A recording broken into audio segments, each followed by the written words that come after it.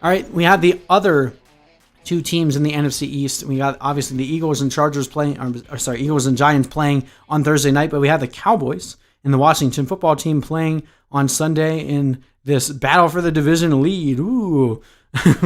Gosh, the NFC East has been an absolute joke up to this point, but we'll see if Andy Dalton can rebound from that horrible showing on Monday night, trying to get the Cowboys back onto the right track, whereas the Washington football team, I don't know what they're doing. Kyle Allen has never been someone that has shown to be consistent enough to really, have me have faith in them.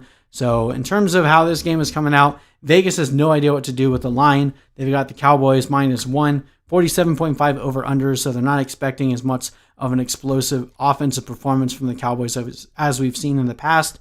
I think that might end up being a mistake.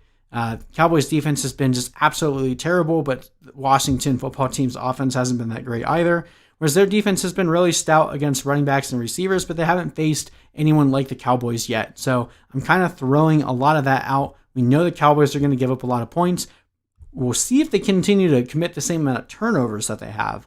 They've been the worst team by far in terms of their point differential given up from turnovers. Zeke throwing the ball to the ground 2 times on Monday night. Andy Dalton having a couple of bad picks in that one. One of those wasn't his fault. There was a pass interference on CeeDee Lamb that should have been called, but the other one was really bad, and he had another interception that was just dropped. So we'll see. Andy Dalton historically has been bad on Monday night, so I'm hoping that it was just a case of the jitters. Plays an easier team here with Washington. Hopefully he can turn things around. In terms of who we're starting, though, I'm not going to be throwing Andy Dalton back out there. He's not a streaming option for me, at least, until we see what he can do against some of these easier matchups. If he's able to turn things around and start having some good games, then we can talk about it. But for now, we're still going to start Zeke. I don't think Zeke is going to be fumbling the ball 2 times again. Obviously, Amari Cooper came through for you in the end that last week. It was getting a little dicey there up until the end, but came through with a pretty solid performance. At this point, Cooper has only had 1 bad performance all year, and I think they're going to continue to need to feed this passing game if they want to stay in games. So Cooper and Lamb, both good starts, and then Dalton Schultz. The Washington football team has been exploitable against tight ends, so I like him here. Now, Michael Gallup definitely has been very boom-bust. He's still getting a lot of red zone targets. He's getting a lot of targets now that Andy Dalton is the quarterback, so he's not a must-bench by any means.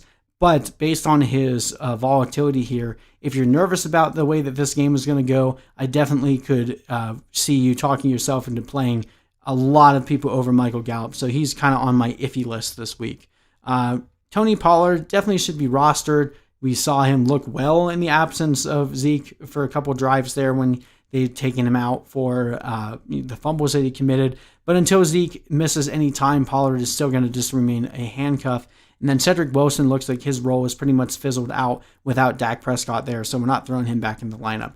On the Washington side, we're going to play guys that we know are heavily involved in this offense. We can play both of the running backs here. J.D. McKissic has been the less explosive and less exciting option, but he's been putting up about 14 fantasy points, going up against this rough Cowboys defense. I really think he could have a good game. And then Antonio Gibson still has the explosive upside to be able to break any play to the house. So like both of the running backs here, Terry McLaurin is about to go off this week. Definitely a DFS play, someone that should be heavily played in DFS because of his potential ceiling here versus one of the worst pass defenses in the league. And then I think, as we mentioned, Washington's defense should be a good play here, considering how many turnovers the Cowboys have been committing. Watch the Cowboys play a better game this week because, of course, but I think Washington's defense is a good stream this week. Logan Thomas is someone you could probably talk me into, but I'm not. I want to see it for a couple weeks. He's had a good week 1 and then was just absolutely terrible until last week. He scored a second touchdown, but he still has yet to have more than 50 yards passing in a single game. So he's pretty much touchdown or bust. So I'm probably not going to be trusting that, at least until we see it consistently with Kyle Allen. Speaking of, we're not playing Kyle Allen or Dontrell Inman in this one.